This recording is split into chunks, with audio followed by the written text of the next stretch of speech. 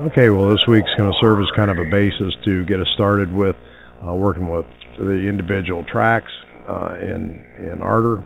In any digital audio workstation, we're going to pull in a couple things from that we've got saved to disk. We're going to do some recordings, look at that stuff, and set up just a little environment so next week we can look at some more detailed operations. But let's get started.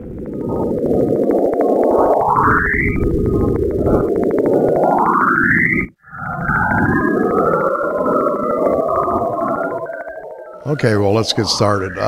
This is a blank Ardour session, pretty much the same as any digital audio workstation. You see the master out, and what we're going to do this week is we're going to set up a few tracks in here just to show you how to pull them in and record them, and then next week we'll go do some other operations to them. So let's pull in some pre-recorded stuff.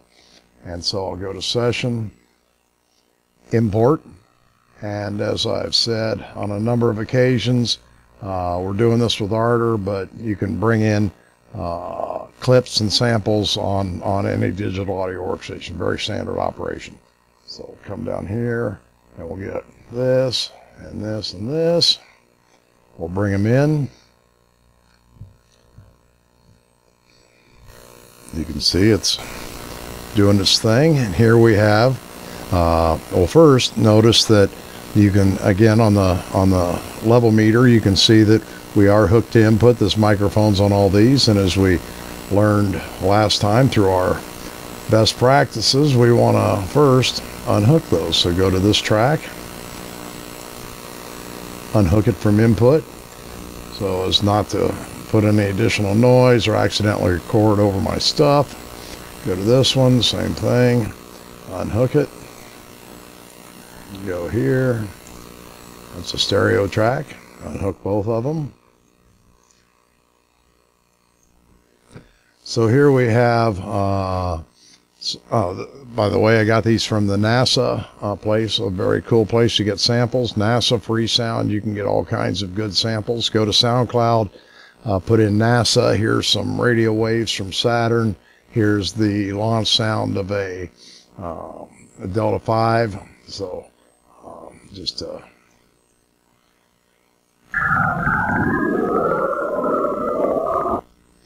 and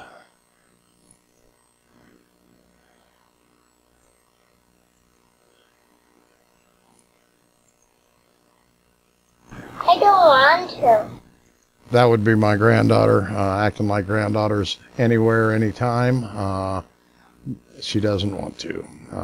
I'm not sure what that was about, but, and then here, move this playhead. This serves as like the playhead of a tape deck. Here's where it is in the tape.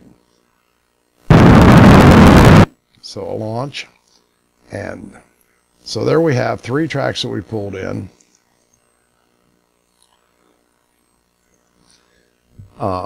Pre-recorded, and we're going to come down here and we're going to add another track, and we'll call this voice, if I can spell, and we'll make it a stereo track.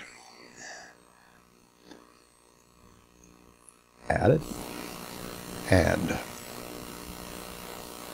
highlighted here, it should be hooked to 1 and 2, the inputs from this microphone, and appears to be. So if I'm talking, yes, you hear me only on this one. So what I'm going to do here is, let's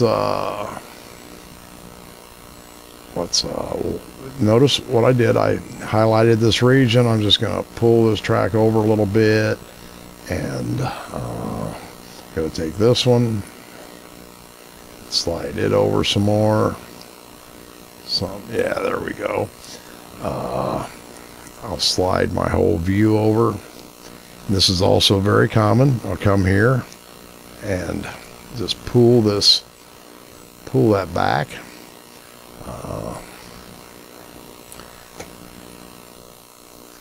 Bring my playhead over here, and I'm going to start recording my voice here. So first thing I'll do is I'll mute these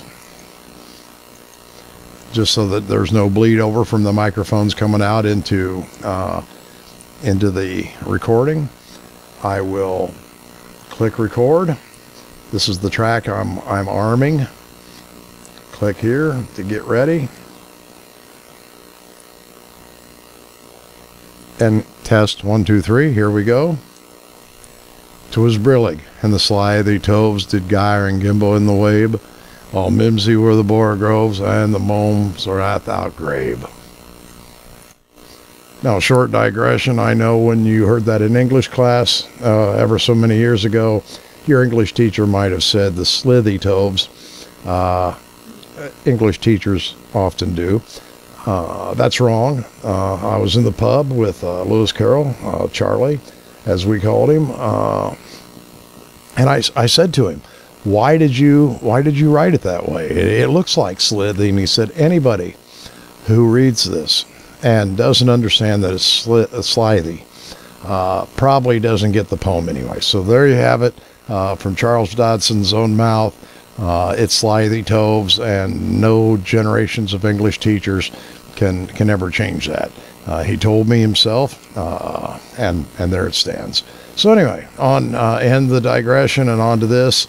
Here's another common thing with DAWs. We will come here, and they will all do an auto fade in and fade out. Right there, I'm going to click on it, and then I'm going to drag. Whoops, not that.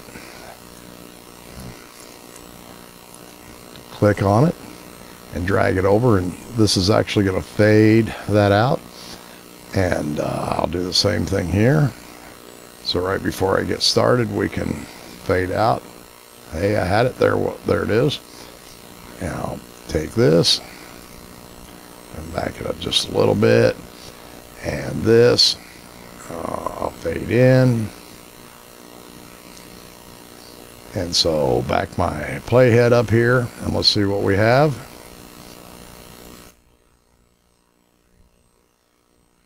Whoops. Duh. Okay. Let's try that again. I don't want to.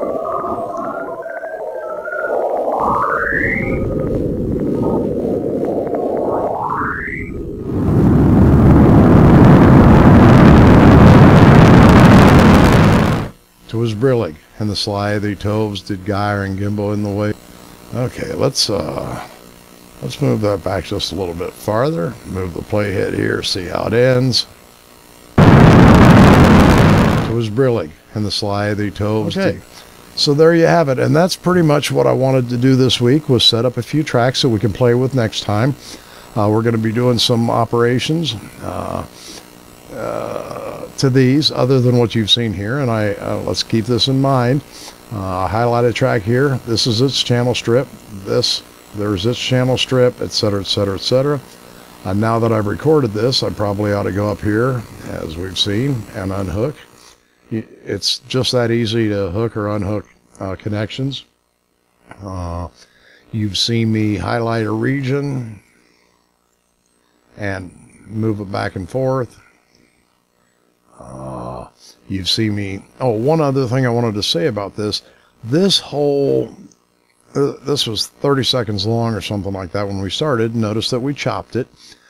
The audio itself is not chopped. The whole piece of audio is still on disc.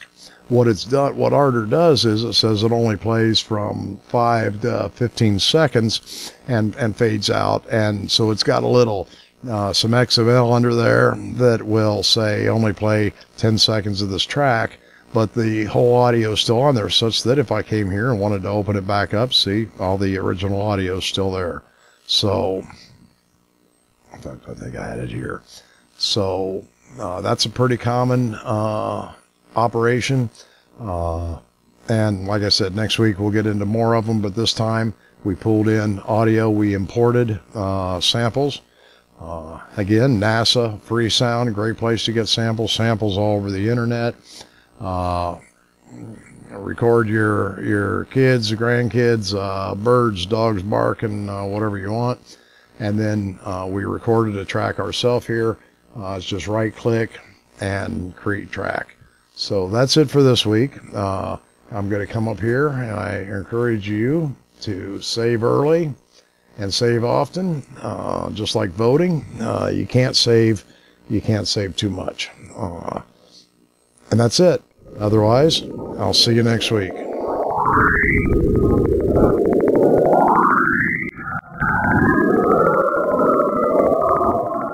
Okay, well, that's that. Kind of getting set up, import a few things, record something, get started. Now we've got some tracks in the thing, and next week we'll look at some more track operations in detail, some of the standard ones that are in use common, and maybe even a few that have no particular value of anything other than that they're cool. So that's it. Like I say, you can't learn this stuff by just listening to me or reading. Get in a DAW, roll up your sleeves, pull some tracks in, and get to playing around. And I'll see you next